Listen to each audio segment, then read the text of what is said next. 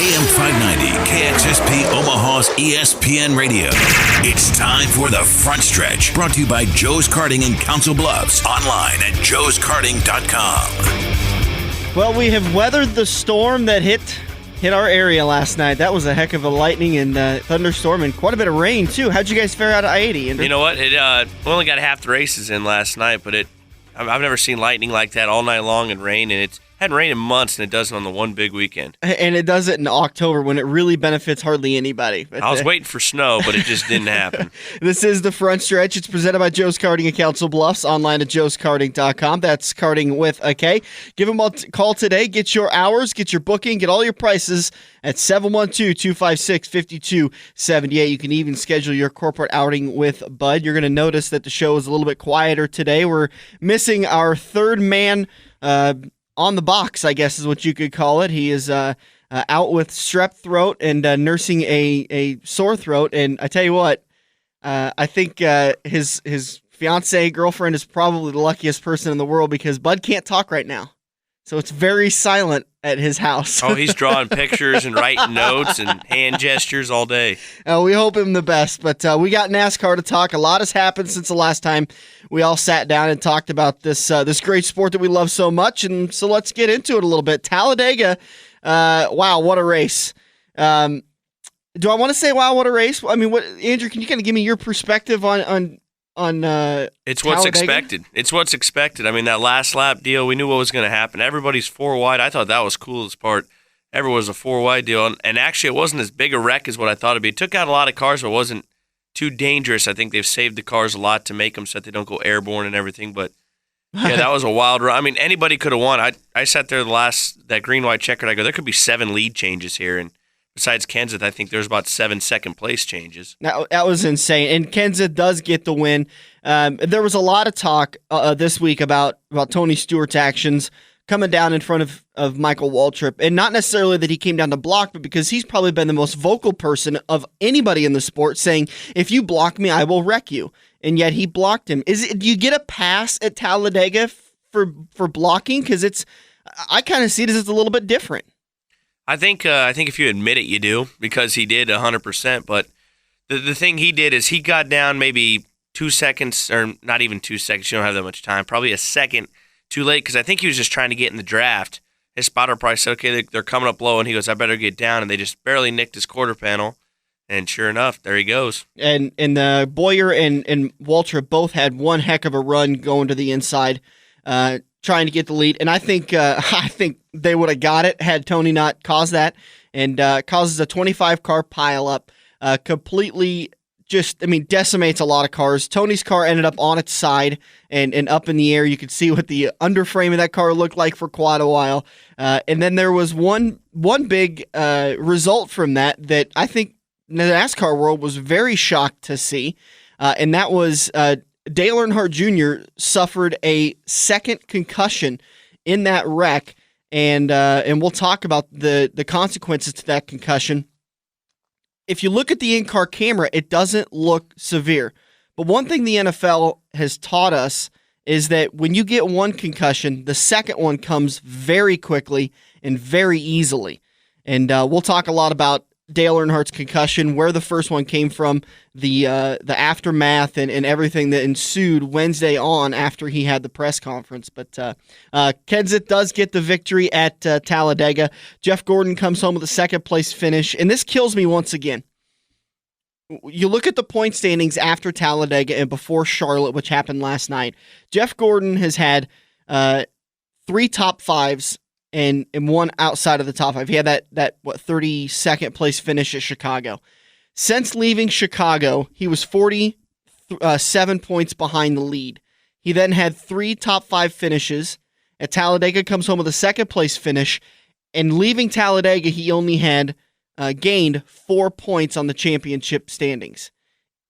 That just goes to show you that you can be at your best, but you absolutely rely on somebody else to have a bad day.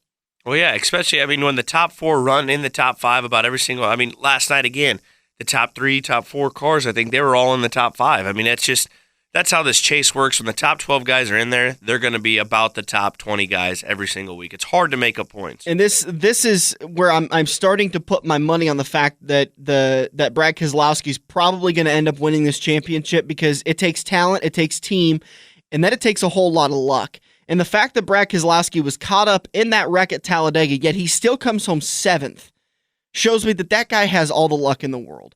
And then the week before, he manages to stretch it an extra, an extra 8 or 9 laps outside of the fuel window, was able to stretch the fuel mileage that far to get the victory. I think he's got Lady Luck on his side, and he's going to be a tough force to reckon with.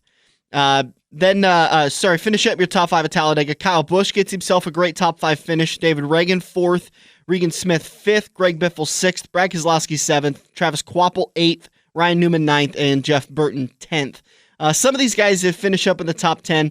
I want to say like Kvapil, Regan, Smith. They're running about 28th there before coming out of turn 4.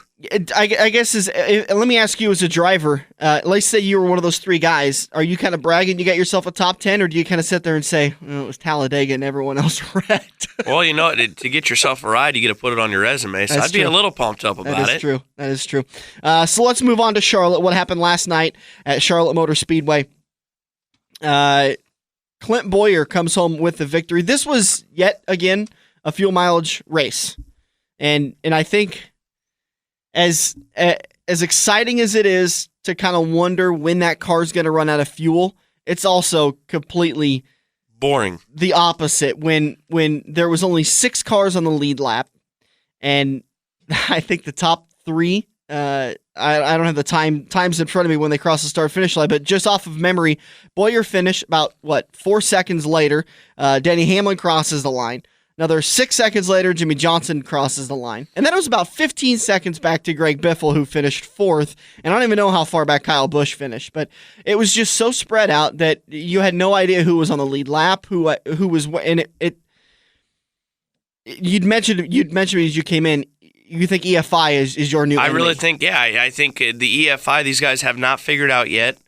I think what it's doing is it's giving more gas mileage, and whoever can figure out how to get more is saving more. Like, obviously, I think Clint Bowyer's got some figured out. I really think the Keselowski team does too, because they both have been the top 2 teams. I mean, Clint's won 2 of these races now, but yeah, there's no reason there should be 6 cars on the lead lap. And it actually, at one point, Greg Biffle, who was 4th, was 23 seconds behind Jimmy Johnson, who was 20 seconds behind Hamlin. That's boring racing. That's no good. I mean, we're sitting there all last night going, come on, Hamlin, try to make a move, try to do something. And it's just... And one thing I have found fascinating about the EFI is something that they're able to just simply set these things up to be either horsepower or fuel economy. Uh-huh. And there are certain tracks that statistic just simply comes down to the fact that it's green-white racing. It's green flag racing the whole way. So you set the car up for fuel economy, and you're able to get an extra 5% out of your green flag runs, which is what Keselowski needed 2 weeks ago, and is what Clint Bowyer needed. So that's your top 5. Busch finishes 5th. Mark Martin gets a 6th place finish. Carl Edwards comes home 7th. Casey Kane 8th. Joey Logano comes home 9th, and Martin Truex Jr. comes home 10th. Our championship points leader, Brad Keselowski, comes home 11th, and the fuel mileage bug bites him this time. Had trouble in the nationwide race, too, on Friday night. I don't know, Andrew, if you got a chance to watch it, but exact same thing came down to they had a caution, they came in for a splash, and they needed to get just enough fuel in there to make it, I believe it was another 12 laps, and they were only able to get enough fuel in there to make it 8 laps. So the fuel strategy bites them on Friday night, and then it comes back and bites them again on Saturday night, to where they didn't get the car quite full enough. They were going to be about, I think he said 4 laps short, and Brad just comes over the radio and says, I can't get you 4 laps, so I'm just going to go. And I didn't see in the race last night. Did he come in at the end and fuel back up? He did with 40 or 30 laps to go somewhere in there, and they said you'll make it to the end, but that's what cost him the whole minus a lap and everything. That's where the fuel mileage strategy finally got them. They just weren't able to make it, but not a big hit in the championship points, which we'll talk about in turn 4, and and break down how the chase sits. Coming up in Turn 2, we're going to do the Fast Five. It's 5 stories that are dominating the NASCAR world. In Turn 3, we sat down with president of Kansas Speedway, Pat Warren. And before we sat down with president of Kansas Speedway, we sat down with him on Tuesday night and had a conversation with him. And then on Wednesday is when everything kind of broke out that Earnhardt had suffered his first concussion at Kansas. And I can't believe our luck. It seems like when we record every show, single time, it seems like something major breaks the day after or the night we're driving home from doing the show. So we didn't get the opportunity to ask him about if he was there, how he saw the wreck, because there was no cameras at the tire test, so we couldn't see how hard the hit was. But from everybody's reports, it was incredibly hard when he cut that tire down at Kansas. So we'll talk more about that in Turn 2. So I just want to give everybody a heads up that unfortunately we weren't able to get to those kinds of questions because we didn't know they existed quite yet. So that's Turn 3. In Turn 4, like I just talked about, we'll break down the chase. We'll talk with Andrew, get the infield report, and we'll wrap up the show. Sometime in the show, we're going to take your live phone calls, and I'm betting it's going to be in Turn 4. We're going to talk a little bit about the chase, and then we want to get your opinions. So get ready. Get your opinions ready to go about how the chase is lining up, maybe some things you would like to change, and we're going to take your phone calls. We're going to finally hear from the Front Stretch fans. We'll get to all that for you in Turn 4. This is the Front Stretch on AM 590, Omaha's ESPN Radio. This is the Front Stretch on AM 590, brought to you by Joe's Karting, online at joeskarting.com. Welcome back to the Front Stretch. This is Turn 2, presented by Joe's Karting and Council Bluffs. We went down there, seems like a while ago, after we got done talking with Shaylee Bade and did some racing. I think we probably increased Joe's Karting stock a little bit with as much money as we all dropped that night. I think we raced like 5 or 6 times. I think it was about 4, 5, 6 times there. And I don't care what you guys say. You could tell me I had the best kart in the world. I won a race. I was under the influence. Under the influence of my tailpipe. Yeah, that's it. That was, I'm proud of myself. You know, as much crap as you guys give me for being slow, I don't care if I'd have finished third. I finished third the 2 other times, but I finished third right behind you guys. I think I did pretty darn well. I'm excited for this Racing for the Stars we're going to do in a couple of weeks. And next weekend, once we get Bud back from his strep throat, we're going to sit down and talk about that Racing with the Stars and the Holiday Horsepower Drive and get everybody involved in that so we can get some stuff. He's kind of sneaking some ideas to me is what he was wanting to do, and some of the items he's going to have up for silent auction. The big thing about Bud is he's got a lot of sneaks, but it always comes out early. He is the consummate promoter. I'm not going to tell anybody. Yeah, here we go. The next day. Oh man, here we go. If he ever got a job at the White House, we'd be done. Oh Lord. Russia wouldn't have to have spies to get our secrets. But Bud was talking to me about how he's locking up a couple of autographed Dale Earnhardt Sr. items for silent auction. So I know last year I was down there and I got me an autographed Dale Earnhardt 9x6, which was really cool to get a little picture of him. And now I've got it framed and hanging up on my wall. So he's always got some really cool stuff that he gets autographed. That's a Holiday Horsepower Drive. You can find it online, holidayhorsepowerdrive.com. You can also check out the Facebook pages, and we'll talk about it next week. But let's get into Turn 2. A lot of stuff has happened since we last talked as far as news goes. And I'll start out with the biggest story of the week.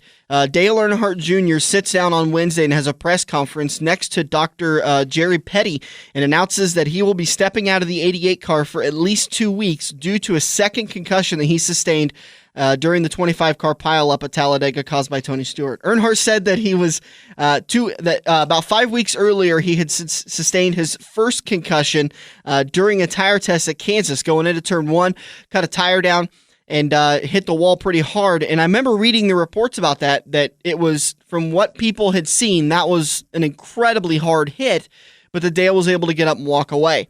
After Talladega, he began to suffer some more symptoms, and this is having memory issues, spotting out, can't really concentrate, having these odd headaches that just seem to come and go. Sat down with his sister, had a conversation with her. She advised him to go and get checked out, which he then was pointed in the direction of Dr. Jerry Petty, and they had a long conversation. He talked about some of his symptoms, went through some testing, had some neurological tests done, MRI. Everything came back perfectly fine. His brain is fine, but at the current point, he is still concussed.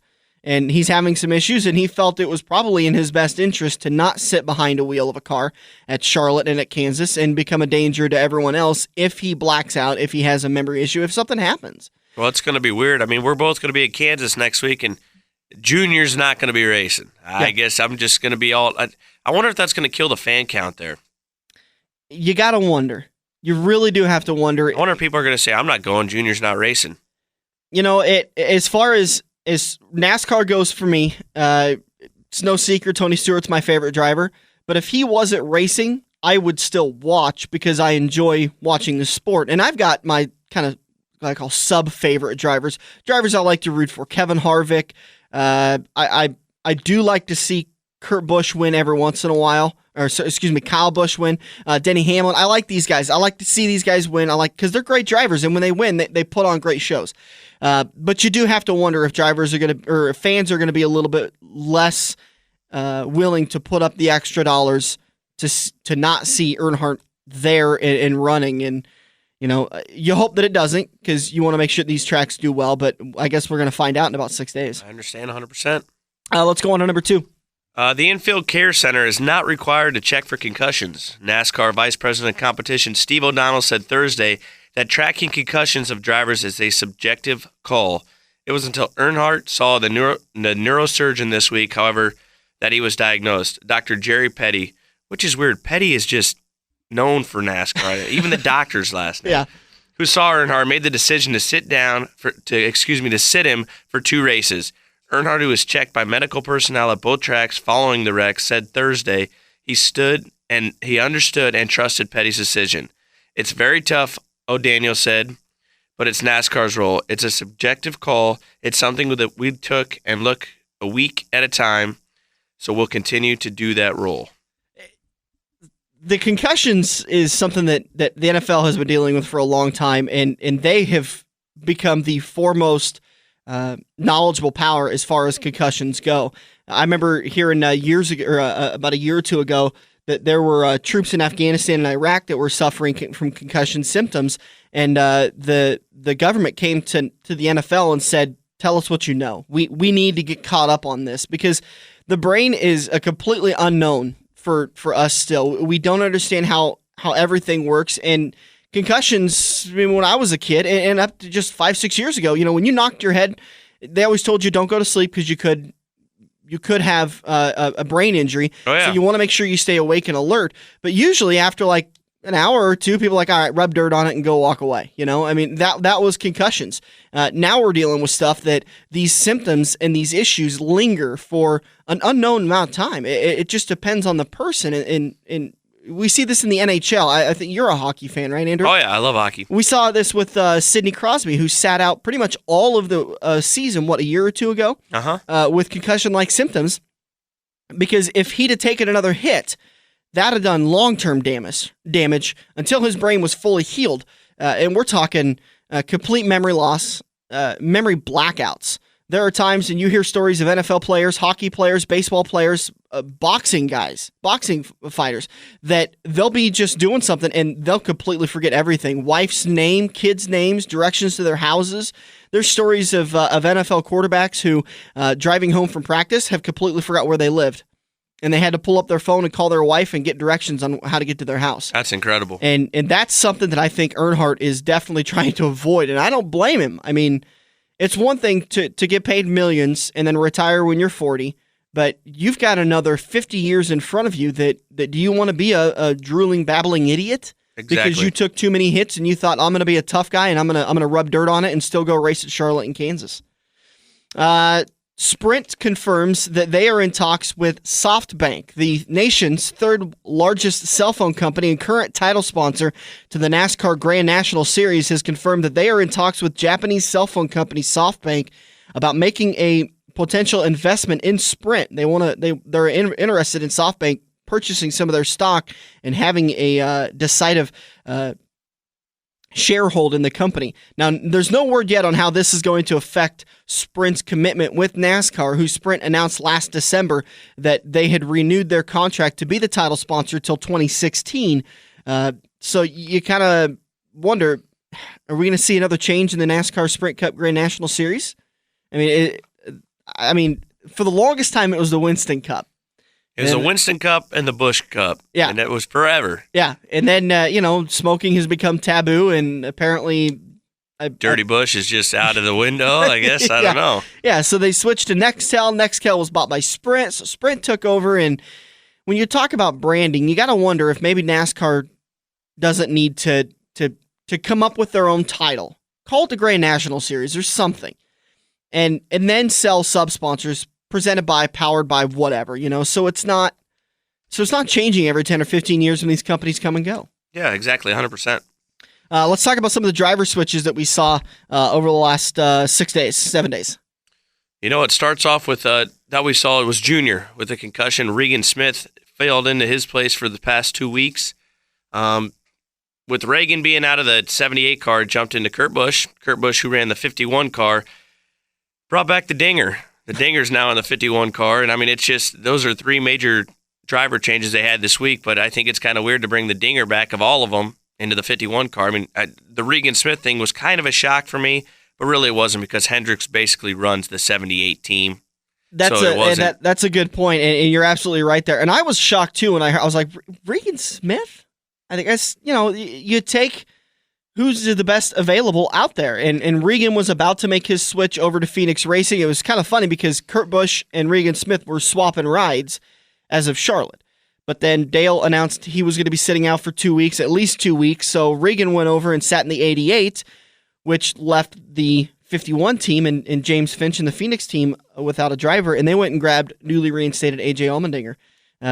That surprised me a little bit. I didn't think they were going to bring him back that quick. And I mean, I'd rather have the Dinger in the 51 than the 88 car. That'd have been just terrible for the fans. And I hate to do it. It's one of the few times Bud was absolutely right. He felt like that AJ was going to be back this year, and it's just the stars aligned for him to be right once again. Just can't believe it. No more Daytona dual qualifying. How about this? Word is that Daytona International Speedway is dropping those 2 Thursday 150s, the dueling qualifying races, for lack of sponsorship, but it sounds like in February, Budweiser and Daytona International Speedway announced that the brand beer will take over the enhanced role of NASCAR's season open festivities. So it sounded like the qualifying was going to go away, but now it sounds like Budweiser's going to step up and increase their sponsorship at DIS. Beginning in 2013, Budweiser will become the official title sponsor of Speed Weeks, the 10-day stretch of stock car races. From the shootout to the Daytona 500, Budweiser will secure entitlement of the Budweiser Duel at Daytona, the 2 150-mile qualifying races that will determine the starting lineup for the Daytona 500. These enhancements to Budweiser's partnership with DIS will replace the brand's existing entitlement of the season-opening non-points shootout. So good to see that after years and years of hearing that sponsorship's an issue, we're finally seeing some sponsorship coming around. We're seeing some teams signing some great advertisers to be sponsors for their teams, and now we're seeing some tracks too. Thinking about Budweiser here real quick. It's not too early to think about Budweiser. It really isn't. You would think that they'd be making enough money at racetracks and football games and everything that they could be able to afford to keep like the duels and stuff going like that. I mean, sponsorship dollar to me just doesn't think. I just wouldn't think that Budweiser, Anheuser-Busch, anything would have a problem in paying for something like this. And I'm trying to think, who sponsored the duels this year? Was it Gatorade? Yep. Because it was the Budweiser Shootout years ago. Bud Shootout still. It's still called the Bud Shootout, but then this is the Gatorade duels. Yeah, that's right. And it's changed the last couple of years. So again, we go back to hopefully there'll be something more consistent. So the flagman's giving us the signal of halfway to go. Just around the corner, we're going to sit down with Pat Warren. We talked to him on Tuesday. You're going to hear the dulcet tones of Buddy Ray as he was able to join us on Tuesday. And we talked with Pat about the upcoming races at Kansas. That's where we're headed next on the circuit. You can get your tickets, and we'll talk about where you can get your tickets and all the festivities that are going on. That's all coming up in Turn 3. This is The Front Stretch, presented by Joe's Karting on AM 590, Omaha's ESPN Radio.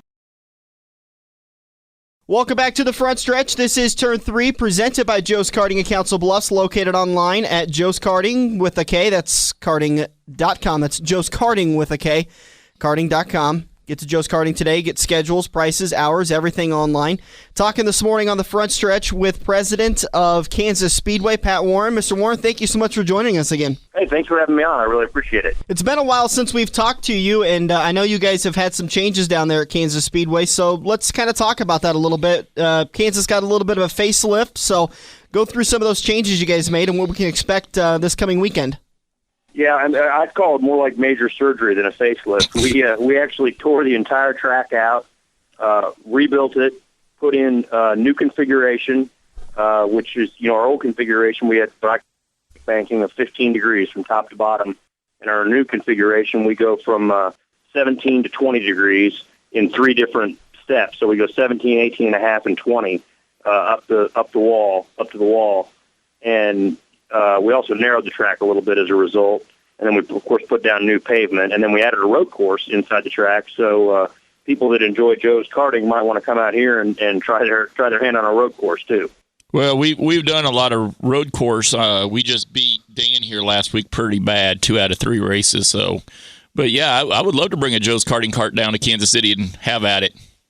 Yeah, we've got the internal road course just on the infield is about a mile, and then the full circuit with the road course in the oval is 2.37 miles, and it's actually, they're telling us it's going to be the fastest track that Grand Am races at, because we've got 6,700 feet of flat-out racing, which is the longest stretch of pedal-to-the-floor racing in the entire series. Now, so you said not only did the track itself get a facelift, but the infield also. Talk about the changes you made to the infield that allow you to add more events. I mean, I know you've talked about that 2.37 road course, but, going forward into the future, what do you expect to have out there that fans can look forward to? Well, we know we're going to have a Grand Am event next year, which is August 16th and 17th. It'll be one of 2 night races on their schedule, the other one being the 24-hour race in Daytona. But we're going to be a night race here in August, and we're really excited about that because obviously August in Kansas and in Nebraska isn't the most pleasant time to run a race in the afternoon. And so we really wanted a night race, and we were good enough, or we were able to get it with Grand Am and working with them on the schedule. The other thing that we'll have next year is the other types of events we will have are events with sports car clubs. So like we're talking to the Porsche Club of North America, we're talking to the BMW Club, we're talking to SCCA. There's a group out there actually called Chump Car that wants to run a race here. There's a Trans Am series that wants to run a race here. I've been amazed at the number of road racing organizations that want to run events at the Speedway. And frankly, we won't have enough weekends to be able to do it, but we're going to try to accommodate as many as we can. Now, Pat, that sounds awesome. I got a big, long list of events right here. I got a schedule for us showing from Wednesday all the way here to Sunday where the big race is. You guys added a little extra practice on Wednesday for the teams to get more data, new experience on this new racetrack. Is this open to the public? I mean, if it is, where can they get in? Do they got to buy tickets? What do they got to do to see this practice? NASCAR added 2 days of testing before our race. Typically, our fall race weekend starts on Friday morning. This year it starts Wednesday afternoon. And so we've added really a day and a half of practice. It is free and open to the public.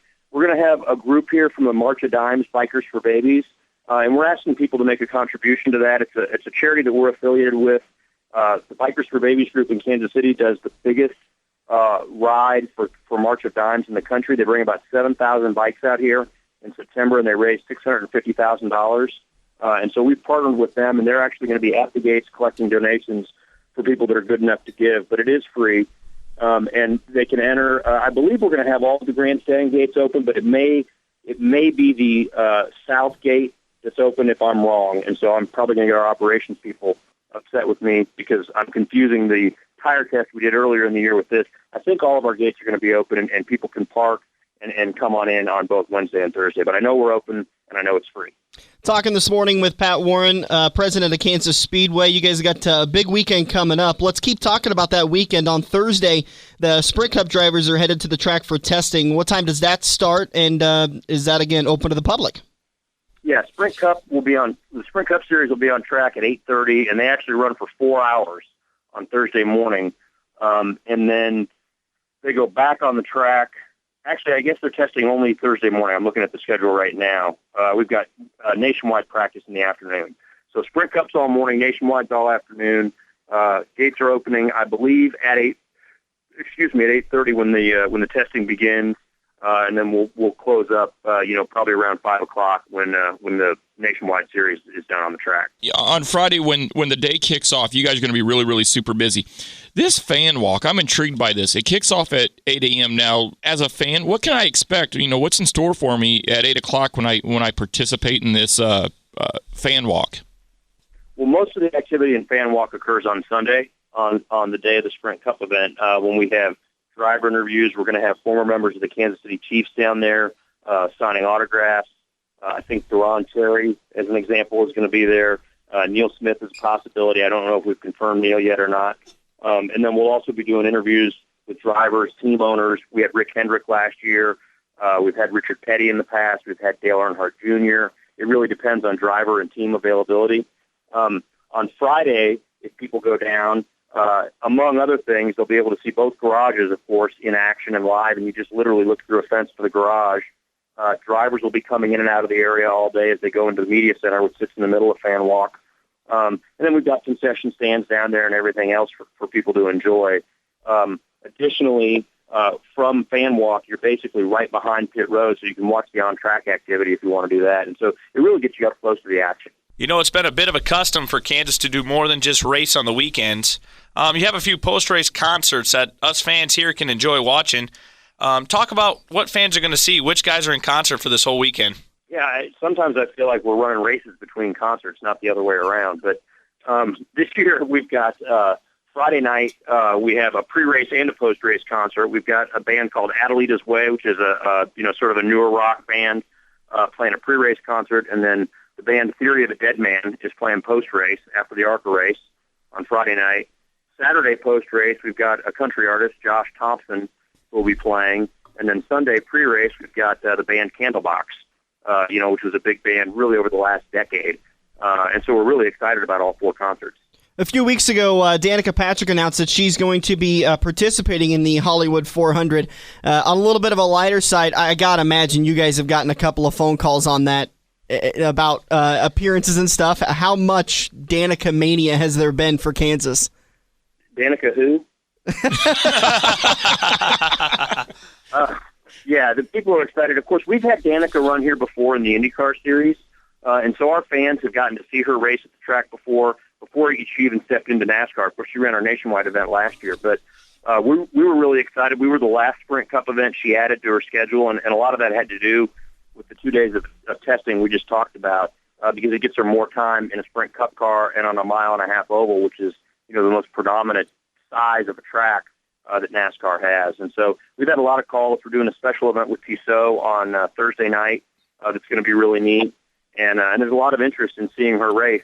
It's really fun to see the interest that she brings and the new fans that she brings into the sport, and that's something that's really positive for us. And, of course, as always, you can see her Saturday for the Kansas Lottery 300 as a part of the Nationwide Series, correct? Both, yeah, Saturday and Sunday. She'll be racing in the Kansas Lottery 300 and the Hollywood Casino 400. You're listening to President of Kansas Speedway, Pat Warren, here on AM 590 Omaha's ESPN Radio.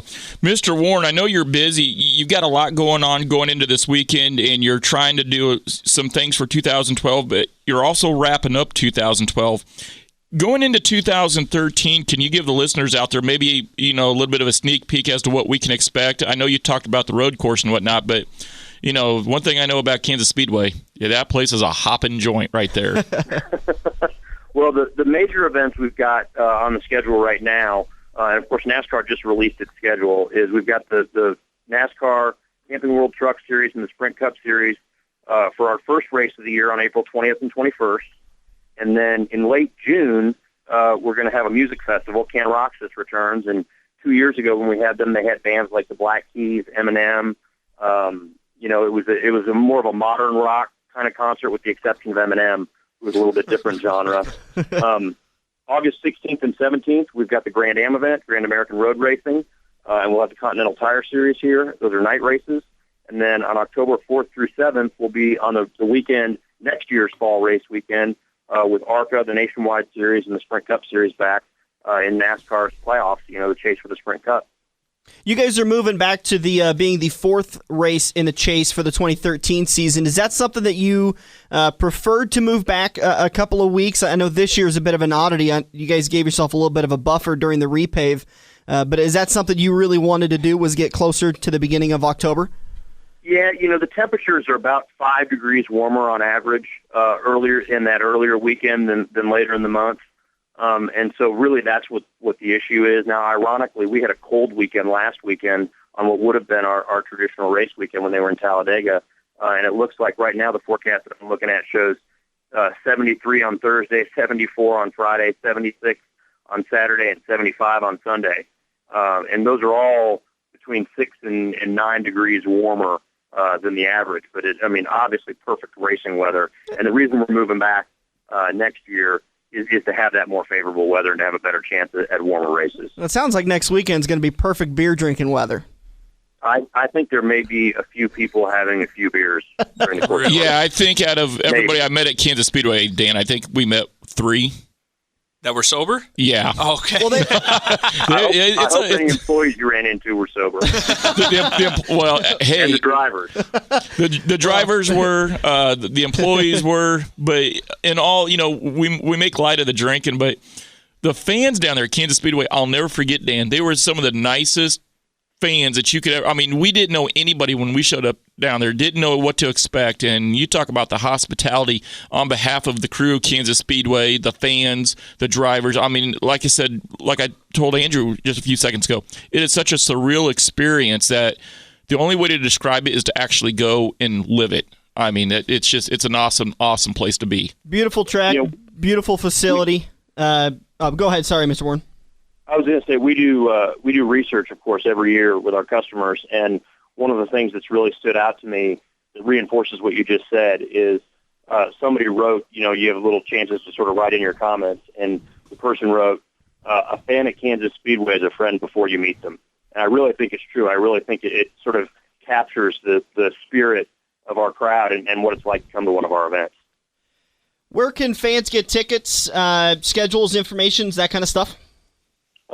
Easiest place if you want a lot of information is our website, which is www.kansasspeedwayallspelledout.com. If they want to call, and you can buy tickets there. If you're a first-time fan, I would recommend that you call our ticket office because they can walk you through some of the different opportunities that you might have. And that number is 866-460-RACE. And so that's, again, for a first-time fan, that's what I do. If you've been here before and you're looking for information about the weekend, I'd probably go to the website.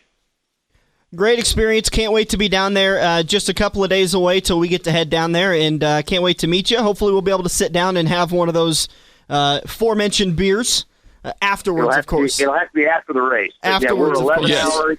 Thank you so much for joining us. We really appreciate it, and I can't wait to get down there again this weekend. All right. Well, thank you very much. Have a good one. Thank you. Thanks, Pat. That was Pat Warren, president of Kansas Speedway. And again, you and I have talked about it, and we could talk about it till we're blue in the face. We did it back in April, and Andrew, you've been down there.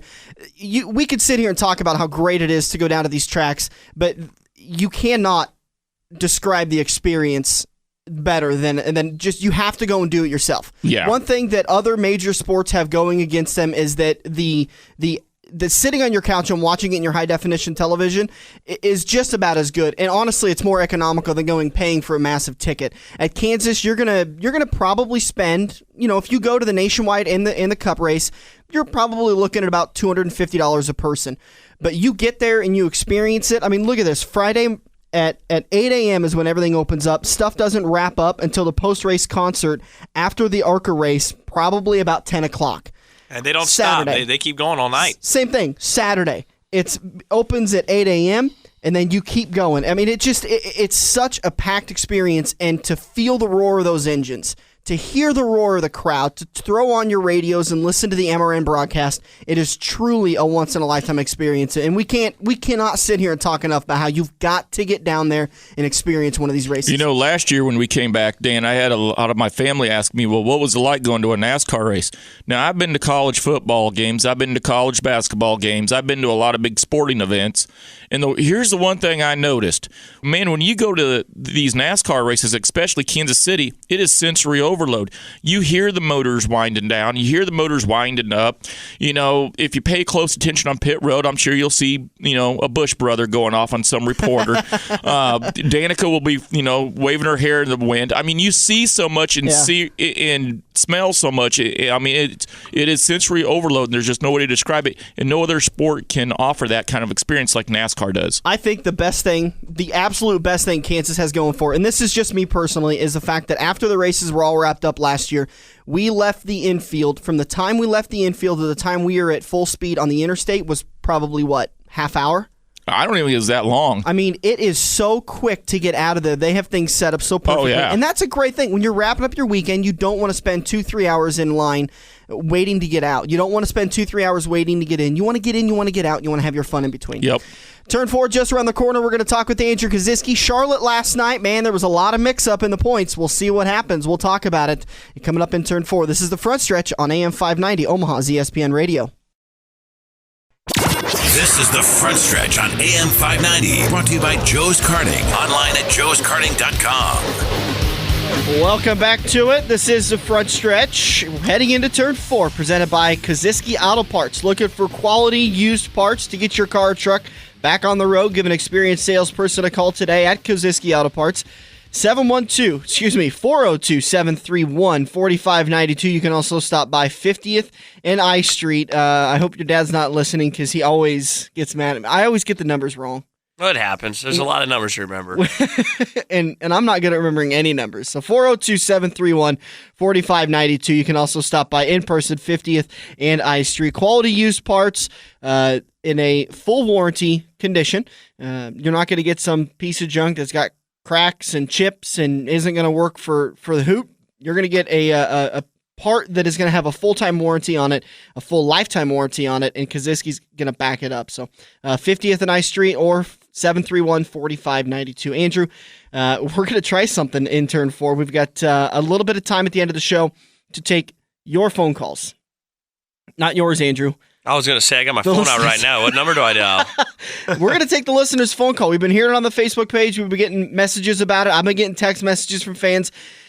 They want to hear, they want their voices heard. So 402-573-0590. Give us a call right now. We'll get you lined up, and we'll take your phone calls just after we're done checking in with how the point standings wrapped up after last night's race at Charlotte Motor Speedway. So again, 402-573-0590. Give us a call, and we'll take your phone call today on the Front Stretch. So Andrew, let's talk about the changes that we saw after Charlotte Motor Speedway. Clint Boyer comes home with the victory. How does that shake out for his chase? You know what?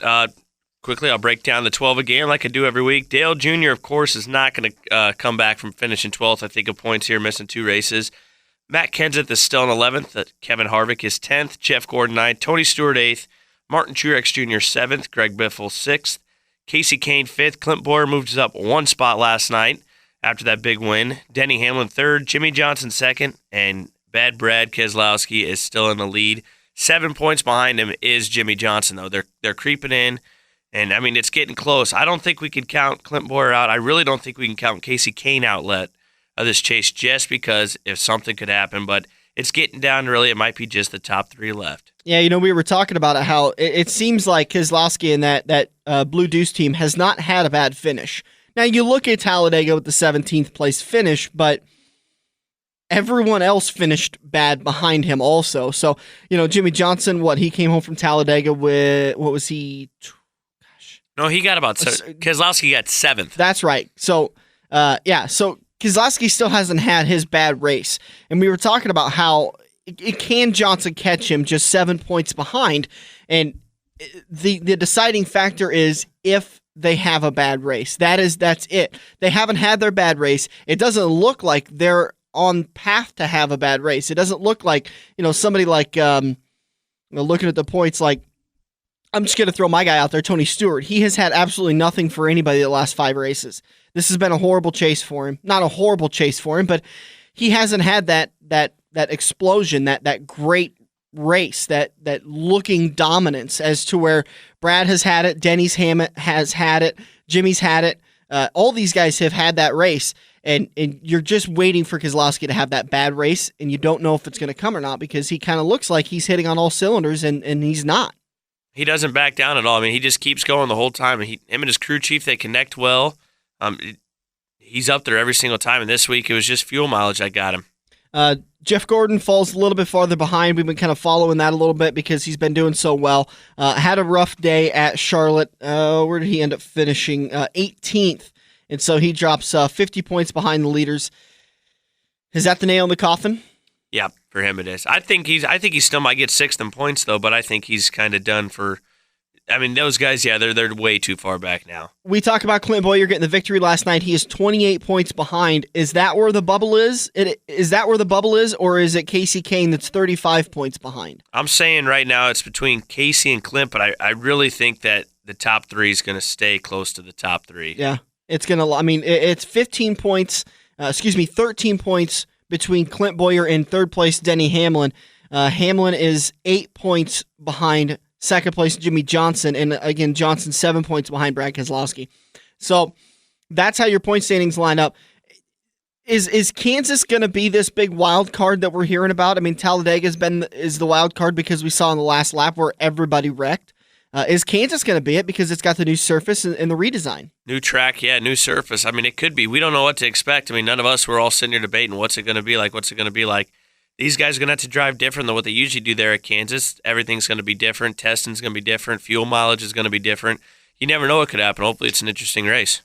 Don't forget to give us a call today if you've got something you want to talk about. Maybe it's Junior's concussions. Maybe it's Tony Stewart's last lap wreck at Talladega. Keselowski's run, Jimmy Johnson. What do you give his chances? Give us a call, 402-573-0590. 402-573-0590. With Kansas, like we talked about, it's not just a repave like they did at Charlotte Motor Speedway, like they did at Michigan. It's also a redesign. They've done progressive banking to try to open up more lines of racing there and to make the racing a little bit tighter. So, yeah, people like Jimmy Johnson, Brad Keselowski, and Denny Hamlin, who have done well there over the last couple of years, are they going to suffer come Sunday? I don't think those guys will. I think they're all going to still be top of the line. I mean, the top five in the chase is still going to be close to the top 10 in the race themselves. But I mean, it's going to be different. I think crew chiefs are really starting to test this stuff out. And what was it? Practice? They were practicing last week there. And that's where they found out where Junior got his concussion. But, I mean, it's going to be different. Yeah, they did a tire test about 5 weeks ago. Yep. Goodyear tire test. They took out about 4 or 5 teams, and that's where Junior had his issue. But, yeah, like we talked about last turn with Pat Warren, they've got a special practice session on Wednesday. Typically, they all show up on Thursday. They start their practices on Fridays, Thursday afternoons and Fridays. But they're going to be there early this week so they can get one extra test in. All of the teams can do some extra testing on Wednesday. And again, like Pat Warren had talked about, that is open to the public. It's just a free will donation to the March of Dimes. You can get more information on that, kansasspeedway.com. And that's a good cause there. So you can go and see the testing and get an early idea of what it's going to be like. We're all pretty excited. We're going to head down there Friday morning and go to the races. I know you're going down there with your family.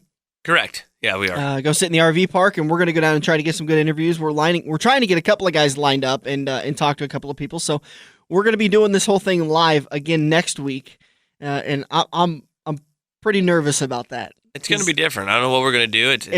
It's one thing to be nervous about making sure you wake up on time, which none of us have had much of an issue with. So.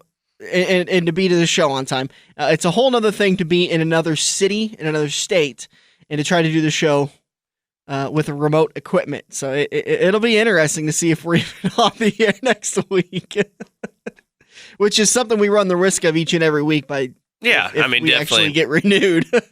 So let's talk about the Cornhusker Classic. We had a little bit of thunderstorms and rains last night. Talk about what happened. If you could give us a little bit of a breakdown of what happened Friday night, and then the delays last night, and then what's going to happen tonight. Friday night, it was just kind of a preliminary races. They're doing kind of a neat setup here. You get points for all these supporting classes, what I'd like to say for the SLMR series. Every heat race and feature adds points. And for the last night, which is tonight, all your points added up is what you get to start for the big show tonight. So the top 8 will do a redraw. So just throw my name out there. I was 4th after the first night in points. So if I run my good first show tonight, then I can then I'll be in the top 8 redraw for the main show tonight. But last night it rained halfway through. What they're doing tonight, they're doing double features in almost every class.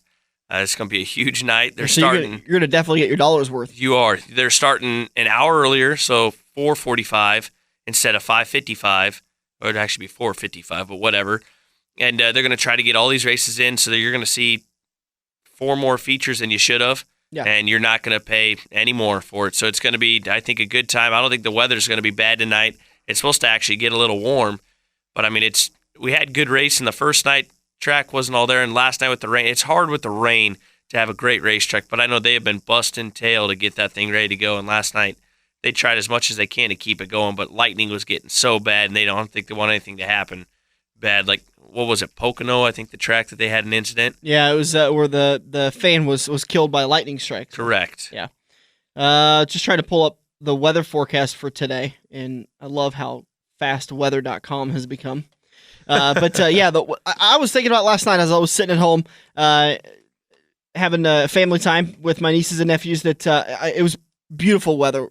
Oh, it's great. Weather. I mean, we T-shirts all night. I think I had my hoodie on. I could probably just run around my fire suit. I was in great shape. It really was not that cold at all. And it's going to be the same thing today. We're going to see a high of 68 for today. Possible showers throughout the morning, but it's going to taper off in the afternoon, and we'll see some winds. A little bit of gusty winds, but should make for some great racing tonight. How do they get tickets? I think you just show up. I don't think they have any pre-entered ones now. Just show up there, and I couldn't tell you exactly what the price is. I got to go to the pits, and unfortunately, I'd like to be in the stands some nights and be drinking up there with everybody else. But I know it's going to be a good time, and like I said, you're going to see a lot more racing, double SLMR features. You just don't get to see that anymore. That's old stuff that was cool for the fans. They used to pack the house out at Sunset when the super late models ran double features, and now that they're doing it tonight, I think you might as well come. Last race of the year, you're not going to get nice weather much again. I'd just get out there and watch us. Watch me make a fool of myself or something. I think this is, off the top of your head, I know I can't think of anything, but is there anything else coming up as far as locally in the Omaha area within a little bit of a drive? Nope. Next week is Kansas Speedway, of course, so they got the Lakeside race, and McCool Junction has their big show. So either way, you got to drive either an hour and a half or 2.5 hours to see the last races of the big shows there, and who knows, it could snow then. It might not be 68 nice outside.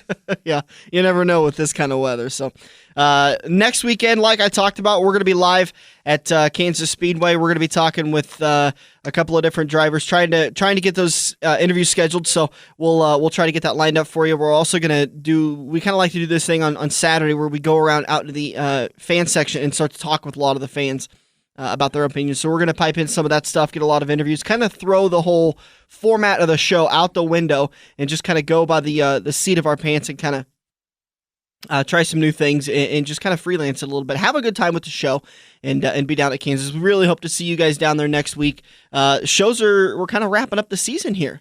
I know, it's getting close. How many races left? 5? 5 races, including Kansas. We've got 5 races left. So that's gonna get. What are we gonna do? I don't know. The good news is this is the shortest off season in sports history. It's two months, if that. The thing is, though, it seems like baseball just never stops. I know. They're still going. I'm like, what? The College World Series was months ago. Yeah. This is this. I cannot get enough NASCAR from Daytona to all the way to Homestead. I can't get enough NASCAR, and I can get plenty of baseball. So thank you so much for sitting up and listening to us this morning. We want to say thanks to all of you for joining us, and we want to say a big thank you to Pat Warren for sitting down and talking with us. Again, if you want to get your tickets today, give him a call. The number to Kansas Speedway, 866-460-RACE, 866-460-7223. You can also go online, kansasspeedway.com. But like Pat Warren had talked about, they've got different packages available for everybody. They'll do payment plans. They'll do all this different stuff to work out to make sure you guys can get to the track and get all the excitement. And you cannot get enough fun when you go to these tracks. And I got to tell you, I talked about it last turn, and I'll talk about it again. There is no sound system and no TV that will replace the sheer roar and rush when those cars dive down into the corner where you're sitting. And the grandstands go from turn 4 to turn 1, and it's absolutely an exhilarating experience. The first experience I got at Kansas Speedway, I ran up to the fence right as the cars entered turn 1 and they took the green flag, and I've been hooked ever since. I cannot wait to go next week. It's an awesome time, and you can experience it all yourself if you go to Kansas Speedway. 866.